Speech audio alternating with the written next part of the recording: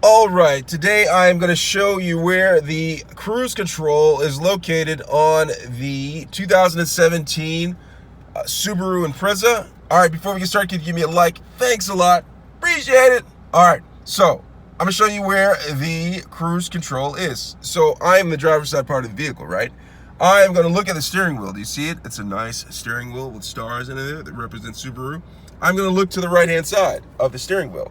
And you see this. It's kind of, I don't know that's on there, but it's something. So the cruise control is these right here. Right here, turn that. That's the on button for the cruise control. You turn it on just like that.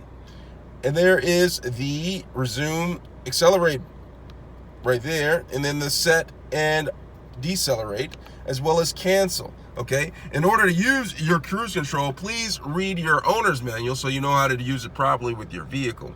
Thanks a lot for watching. That's where the cruise control is located in the 2017, this particular model, Subaru Impreza. Let me know if you have any questions. Thanks a lot for watching.